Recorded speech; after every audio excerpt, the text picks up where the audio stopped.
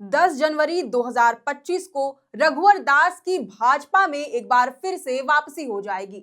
रघुवर की वापसी के साथ ही प्रदेश भाजपा की राजनीति में कई बदलाव देखने को मिलेंगे। रघुवर ने साफ कर दिया है कि वो झारखंड में अपनी सेवा देना चाहते हैं, राष्ट्रीय राजनीति में नहीं। ऐसे में जब रघुवर की वापसी एक बार फिर झारखंड में भाजपा के सक्रिय नेता के तौर पर हो रही है, तो हमने भी सोचा क्यों ना एक बार उनके कार्यकाल के दौरान लिए गए कुछ फैसलों और उनके शासन चलाने के अंदाज पर ही बात कर ली जाए। कई वो फैसले जो उनके पक्ष में रहे और कई वो भी जो उनके खिलाफ गए।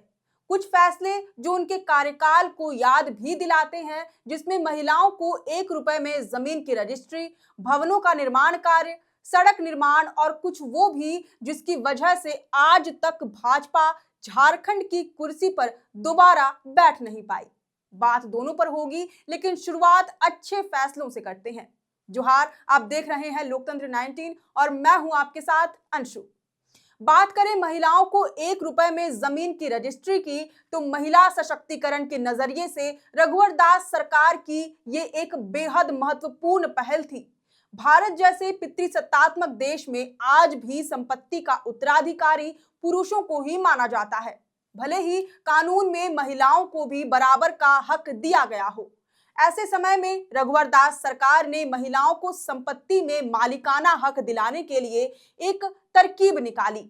उन्होंने महिलाओं को 1 रुपए में जमीन रजिस्ट्री उपलब्ध कराए जाने से संबंधित योजना की शुरुआत की। इस स्कीम के तहत अगर कोई व्यक्ति अपने परिवार की महिला सदस्य, मसलन पत्नी, बेटी, माँ, यहाँ तक कि बहू के नाम पर 50 लाख रुपए तक की जमीन की रजिस्ट्री कराता है, तो उसे केवल 1 रुपए रजिस्ट्रेशन फी देना होता था।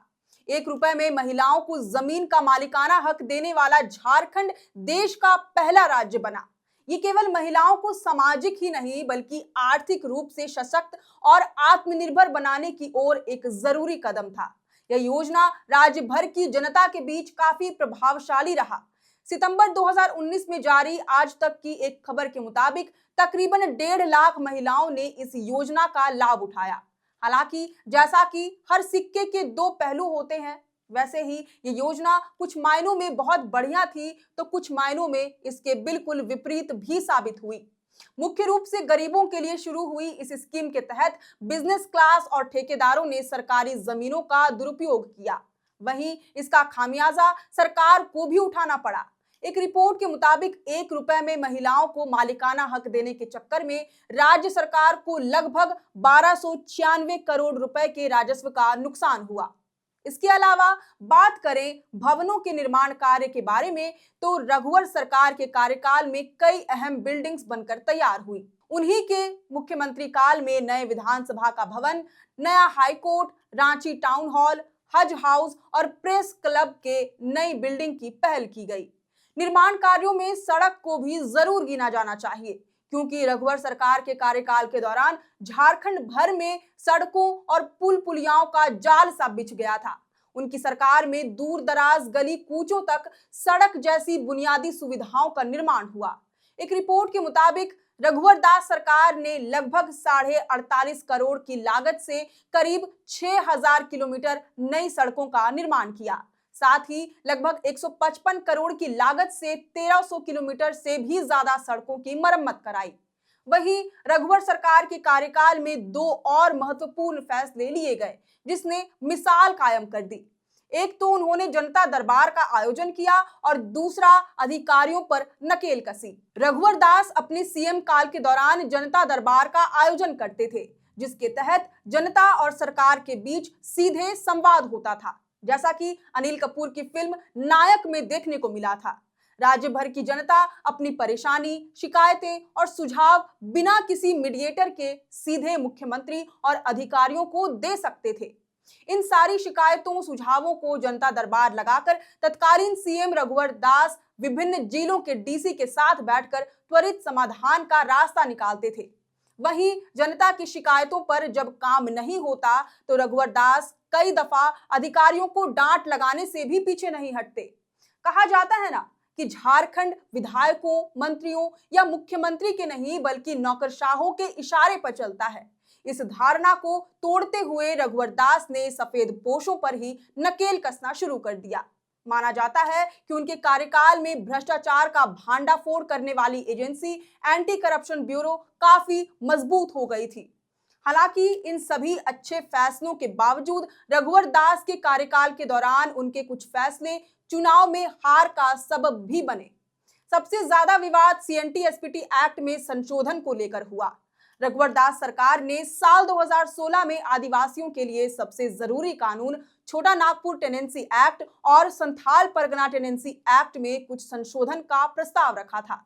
सरकार का कहना था कि इस संशोधन से राज्य में औद्योगिकीकरण यानी कि इंडस्ट्रियलाइजेशन और विकास योजनाओं के लिए भूमि अधिग्रहण करना आसान होगा, विशेष रूप से उन क्षेत्रों में जहां आदिवासी समुदायों की भूमि थी। हालांकि आदिवासियों ने इस संशोधन को अपने जमीन के अधिकार में छेड़छाड़ के रूप में देखा, जिसका पुरजोर विरोध किया गया।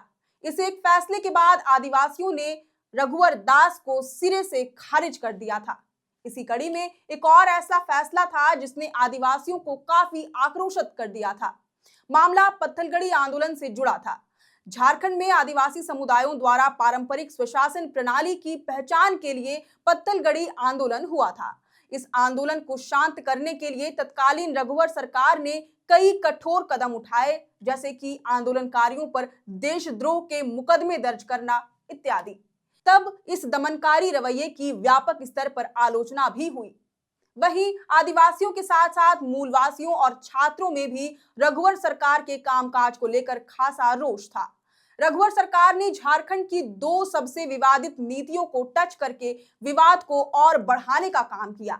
ये थी स्थानीय नीति और नियोजन नीति। एक ओर जहां राज्य भर के लोग 1932 खतियान आधारित स्थानीय नीति की मांग करते रहे हैं, वहीं रघुवर सरकार ने इसके बिल्कुल विपरीत जाकर 1985 आधारित स्थानीय नीति लागू कर दी। इसी के आधार पर 60-40 वाली नियोजन नीति भी लागू की गई, जिसका आज भी जमकर विरोध होता है। हालांकि 1985 वाली स्थानीय नीति हेमंत सरकार में खारिज हो गई, लेकिन नियोजन का आधार आज भी 60-40 ही है। इन सब के बीच रघुवर दास सरकार की कुछ असफलताओं ने भी उन्हें बैकफुट पर ला दिया था। उनके कार्यकाल में एक भी JPSC की परीक्षा कंडक्ट नहीं हुई, जबकि JSSC सीजल परीक्षा साल 2015 से आज तक अटकी पड़ी है। इन सब वजहों से रघुवर दास को अभ्यर्थियों ने भी लाल झंडी दिखा दी थी। खैर, अब आपको क्या लगता है, रघुवर दास की झारखंड वापसी से भाजपा की हालात सुधरेगी या फिर जनता में एक बार फिर से नाराजगी देखने को मिलेगी? इसका जवाब हमें कमेंट करके जरूर बताएं। अगर आपको ये वीडियो पसंद आया हो तो इस वीडियो को जरूर से लाइक और शेयर करें। हमारे चैनल लोकतंत्र 19 को फेसबुक पर फॉलो और यूट्यूब पर सब्सक्राइब करना ना भूलें। फिलहाल लेते हैं अलविदा। जोहार।